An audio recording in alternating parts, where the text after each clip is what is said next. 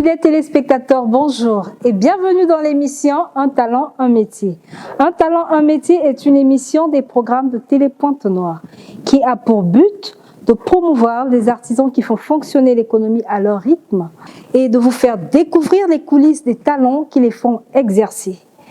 Un talent, un métier se promet de faire le pont entre le métier, le talent et l'entrepreneuriat, qui pour certains est un hobby, un passe-temps qui les occupe. Alors pour ce premier numéro, nous allons recevoir un jeune très talentueux. Il évolue dans le groupe Les Bons Bergers. Avant de le recevoir, je vous propose de suivre cette chanson du groupe Les Bons Bergers intitulée Yangalala, tirée de l'album Yangalala. Suivons.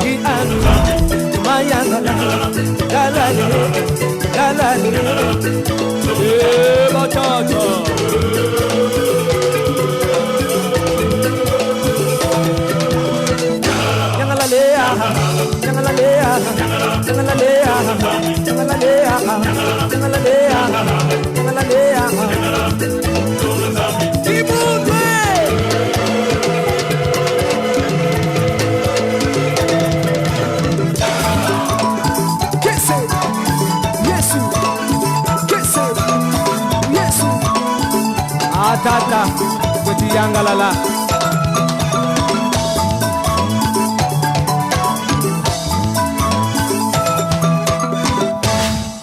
Merci à la régie pour cette belle musique qui s'intitule Yangalala, qui a fait le bonheur de nos téléspectateurs qui nous suivent depuis Ngoyo, Paka, Tchétché, Luandjili et bien d'autres quartiers.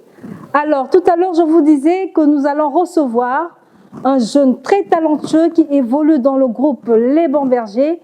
Il s'appelle Guy Prince Romain Matessa. Sans plus tarder, je vous propose de le découvrir dans ce portrait. Guy Romain Prince Matessa, la trentaine révolue, mesurant 1,76 m. Un jeune Congolais de Brazzaville, résidant à Pointe-Noire, où il fit ses études primaires, secondaires, premier et deuxième degré. Il en est sorti avec un diplôme BTS en 2005. Ce dernier fut initié précocement à la musique grégorienne par son feu professeur Tati à l'âge de 9 ans.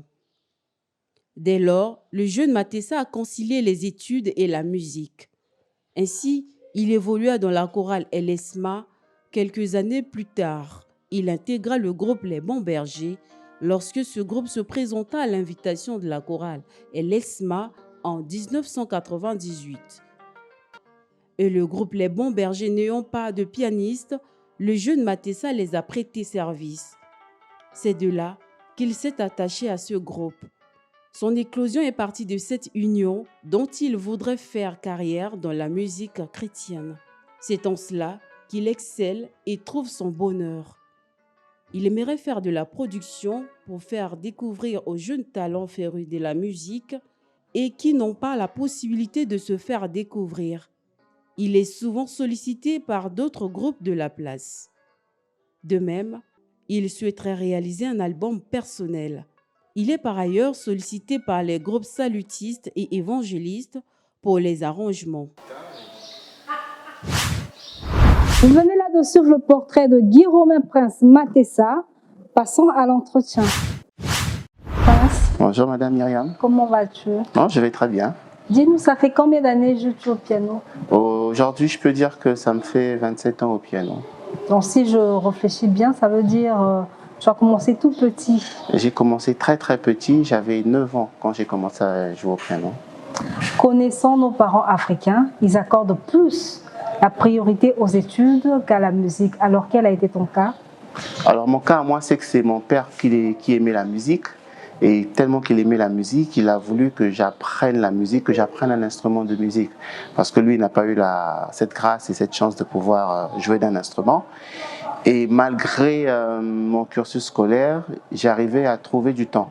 Donc il fallait absolument que je trouve du temps. Et généralement, à l'époque, les samedis, on ne fréquentait pas. Donc c'était ces seuls jours pour moi de pouvoir apprendre mon instrument de musique. Alors, puisque tu nous parles de ton cursus scolaire, dis-nous un peu quel est ton parcours scolaire. Alors, mon parcours scolaire, comme tout le monde, un CP, un BEPC, un bac et un brevet d'études de technicien en informatique. Et ça ne t'embrouillait pas entre la musique, les études, tu t'en sortais facilement? J'ai arrivé à m'en sortir parce que en semaine, je faisais plus les études. J'avais les études déjà, mes cours à temps plein. En dehors de ça, entre midi et 14 heures, j'avais des études, c'est-à-dire qu'au lieu de jouer comme tout le monde, j'avais des études particulières. Et le soir, j'avais les devoirs à faire, mais plus la semaine. Et généralement, les samedis, mon professeur de musique arrivait à 9 heures et on faisait un peu de musique. Et dimanche, si j'ai du temps, je faisais encore un peu de musique. Mais à partir de lundi, il fallait se replonger dans les études. Et à cette époque, tu évoluais où exactement? À cette époque, j'ai d'abord fait mes cours de classique. Donc, je n'appartenais à aucun groupe, je n'appartenais à aucune chorale. Et est venue l'année 1995 où j'ai intégré une chorale. C'est là où j'ai commencé à exercer ce que j'ai appris. C'était pas trop ça, mais il fallait forcément découvrir un nouvel univers. C'est là où j'ai pu me former, devenir de plus en plus bon, voilà, apprendre beaucoup plus de style. Ouais. Aujourd'hui, on peut dire que tu ne fais plus partie de cette chorale. Alors, quel est le rapport que tu as gardé entre les membres de cette chorale et toi? Je tenais à rectifier, je suis toujours dans la chorale, hein, malgré toutes ces années. Ah, d'accord. Hein. Je suis toujours dans la chorale et ça fait partie de mon sacerdoce, ça fait partie de ce que j'aime faire. Et pour le Seigneur, c'est toujours important. Et donc, je suis toujours dans la chorale, mais j'ai aussi un groupe que j'ai découvert qui m'a permis d'exceller encore un peu plus. Et c'est quel groupe? Les Bons Bergers. Les Bons Bergers. Pour intégrer le groupe Les Bons Bergers, est-ce qu'il t'a fallu faire un concours pour y intégrer ou bien il y avait des critères qu'il fallait remplir pour intégrer ce groupe-là? Alors, la rencontre avec Les Bons Bergers est assez particulière. En fait, nous nous sommes rencontrés en 98. Ma chorale fêtait ses 5 ans, sa 5e année, ou sa 3e année, je pense. Et ensuite, ils avaient personne pour les accompagner au piano. Et comme ça, nous avons répété vite fait. Et ma prestation dans leur cantique les a plu. Le contact a été fait, la première répétition avec les Bons Bergers a été faite et c'est parti comme ça. C'est une invitation de ma chorale, invitant les Bons Bergers à venir prester pour un anniversaire qui fait que j'ai fini par intégrer ce groupe. Mais il n'y avait pas de critères, c'était simplement être à la hauteur de pouvoir accompagner ce groupe, je pense. Et vous faites comment pour prester entre votre chorale, votre ancienne chorale et les Bons Bergers? Alors là, le planning se fait tout seul. Franchement, je peux dire qu'il y a un Dieu qui existe. Parce que chaque fois que la chorale a une prestation, Bon Berger n'a pas de prestation. Chaque fois que Bon Berger a une prestation, la chorale n'en a pas. Mais il faut avouer aussi que c'est pas évident tout le temps. Mais on a un credo qu'on a dans les Bons Bergers qui dit que priorité à nos chorales. Donc, lorsque nos chorales prestent, que ce soit au niveau de ceux qui sont avec moi dans les Bons Bergers ou que ce soit moi, alors on privilégie la chorale.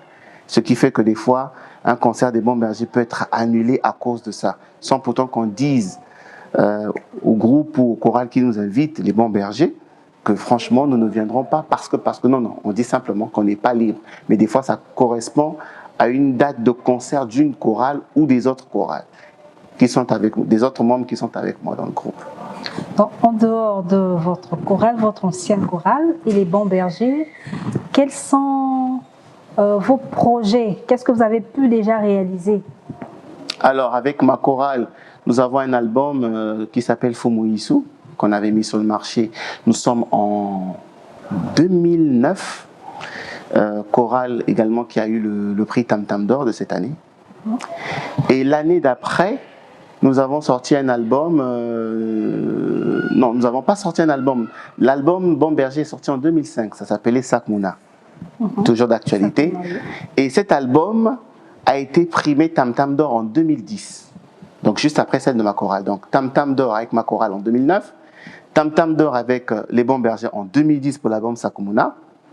Et l'album d'après, c'est Yangalala. Donc, je peux dire, personnellement, j'ai 3 albums à mon actif. Ouais. Et quels sont vos projets à venir? Alors, les projets à venir demeurent toujours, évidemment, un projet d'album avec la chorale, un projet d'album avec les Bons Bergers pour lequel nous sommes en train de faire toutes les finitions possibles, un maxi-single également avec les Bons Bergers. Donc, les Bons Bergers, on a un projet d'album de 2 CD dans un coffret et un maxi-single encore, Bons Bergers, donc ça fait 3 CD. Et la chorale également, et sans compter les projets qui me sont miens. Qu'est-ce que vous aimeriez réaliser dans le futur? Alors, dans le futur, je voudrais être un très très grand compositeur de musique classique. De musique classique, de musique personnelle. Un grand arrangeur, c'est toujours ce que j'aimerais faire. C'est vrai que j'exerce déjà un peu, mais je voudrais encore peaufiner. Et c'est ce que je voudrais faire des albums. En dehors du piano, est-ce que vous jouez encore à d'autres instruments? En dehors du piano, non, je dirais non. Même si je peux dire que j'aimerais gratter à la guitare, mais c'est vraiment du grattage, quoi. Mais non, personnellement, je n'ai que le piano comme instrument de base. Prince, dis-nous un peu, de 2005 à 2010, ça fait quand même 4 ans d'écart entre l'album Yangalala et Sakmouna. Pourquoi ce retard? Bon, alors, en 2005, on a sorti Sakmouna, et on ne savait pas que Sakmouna devait avoir autant d'ampleur. C'est-à-dire que à l'écoute, dans les églises, à gauche et à droite, et on a eu tellement d'invitations qu'on n'a pas pu trouver du temps pour qu'on puisse faire un album en 2005, 2006 ou 2007. Ce n'était pas possible. Et la philosophie du groupe, c'était qu'il ne fallait pas que l'on sorte entre 2005 et 2009 qu'on sorte un album. Pourquoi? Parce qu'on se disait que Sakmouna, quand Sakmouna sort, Sakmouna est un bébé. Sakmouna a besoin d'être chuchoté, d'être choyé, c'est même ça le mot, d'être choyé, d'être chouchouté. Et on a laissé du temps à ceux-là qui nous écoutaient de déguster tous les morceaux de Sakmouna. Il y en a 13 dans cet album. Et donc on a eu énormément d'invitations, à gauche et à droite, que ce soit dans les fêtes, que ce soit dans les cérémonies, que ce soit dans les mariages ou les veillées mortuaires.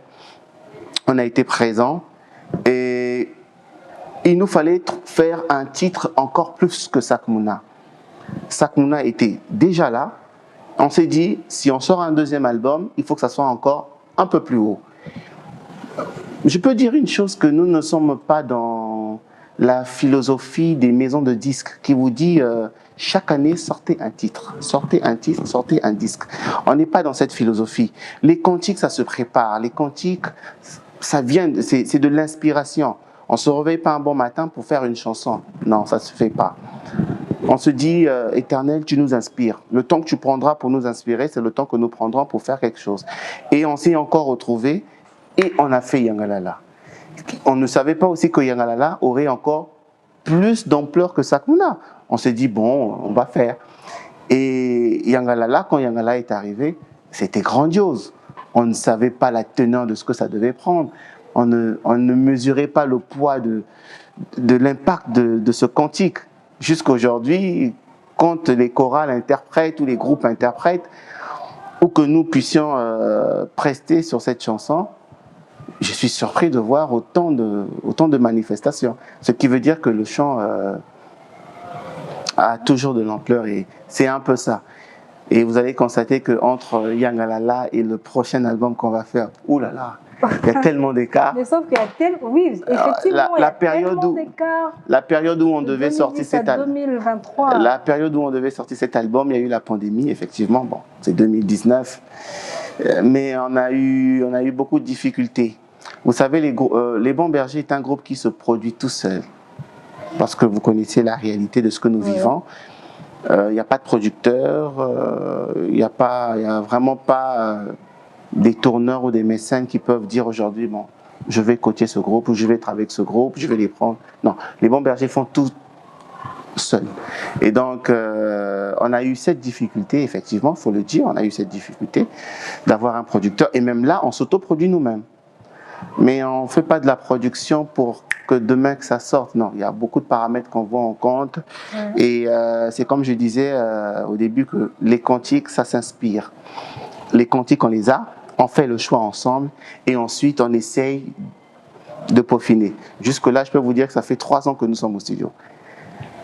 Pas parce qu'on ne veut pas sortir l'album, parce qu'on est conscient d'une chose, c'est que quand ça sortira, on dira mais c'est encore plus que Yangalala.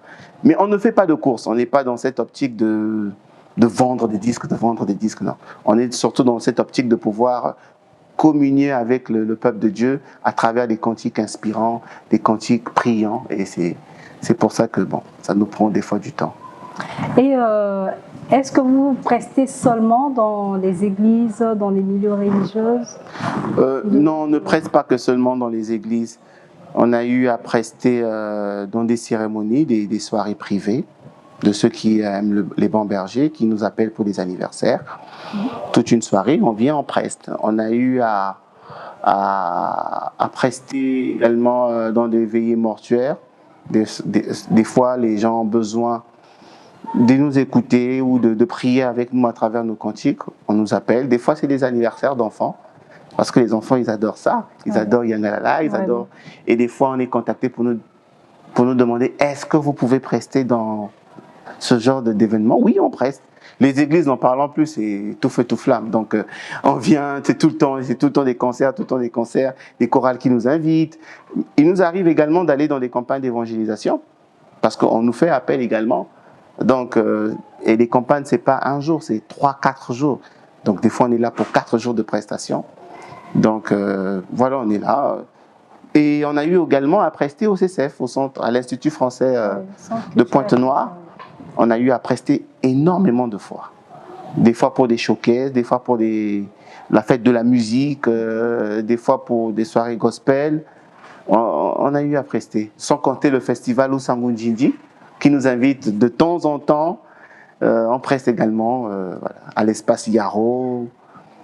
Ceux qui ont des festivals ici, des fois nous appellent, ça soit privé. Des fois, on reçoit des frères qui viennent de l'étranger, les autres, qui nous invitent à prester avec eux. Bon, on preste avec eux. Voilà. Nous sommes arrivés au terme de cette émission, de cet entretien plutôt. Alors, quel est le mot que vous pouvez dire aux téléspectateurs?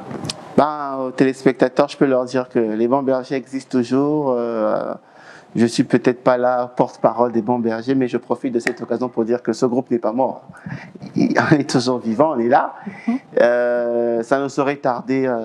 Il y aura des choses qui vont arriver, des albums qui vont arriver. Et continuez à nous soutenir. Vous pouvez toujours soutenir le groupe de près comme de loin, que ce soit financier, matériel ou spirituel. Tous les dons sont acceptables. Et donc, voilà. On est content que cette musique, ces cantiques ne meurent pas, mais demeurent toujours, parce que chaque fois qu'on l'écoute à gauche ou à droite, on se dit waouh, il y en a toujours, mais voilà. On ne saurait vous décevoir, beaucoup de choses arriveront. Merci. Merci. En tout cas, merci de nous avoir accordé cette interview. C'est moi qui vous remercie. À la prochaine. À la prochaine.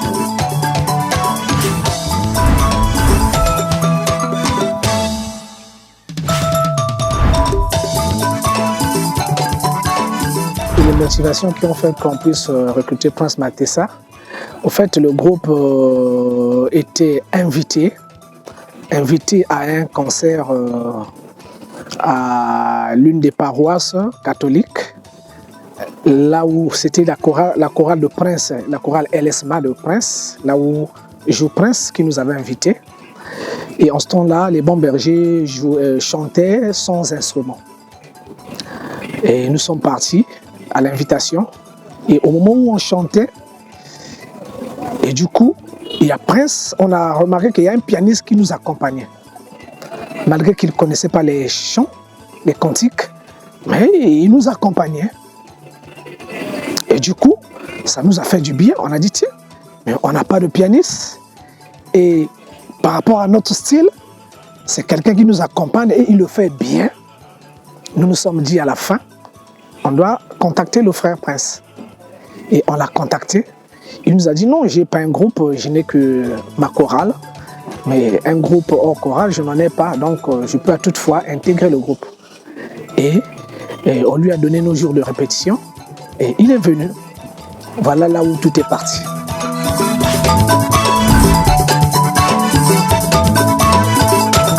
Non, il n'y avait pas... En fait, il a su comment gérer sa chorale et les bons bergers. Surtout qu'on n'avait pas les mêmes jours de répétition.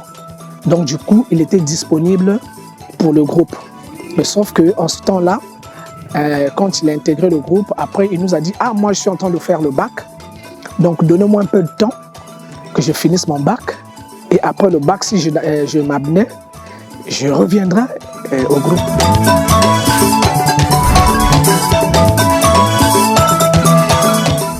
Mes impressions ne sont que les bonnes, parce qu'actuellement Prince, c'est le moteur du groupe. Si aujourd'hui, les arrangements que vous voyez des bons bergers proviennent de Prince Matessa, parce qu'il est à la base, c'est lui le pianiste principal, et le premier instrumentiste des bons bergers aussi, c'est lui. Donc il a le groupe dans sa main. Donc les arrangements, ils le font ensemble, mais c'est lui qui est à la tête de tous ces arrangements que nous faisons, les bons bergers.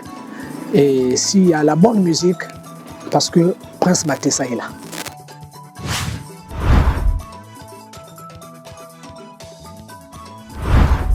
Bon, le conseil que je peux donner à mon frère Prince, de ne pas céder. C'est vrai que ces moments-ci sont devenus des moments difficiles, où parfois on n'a rien et on travaille dans des conditions difficiles.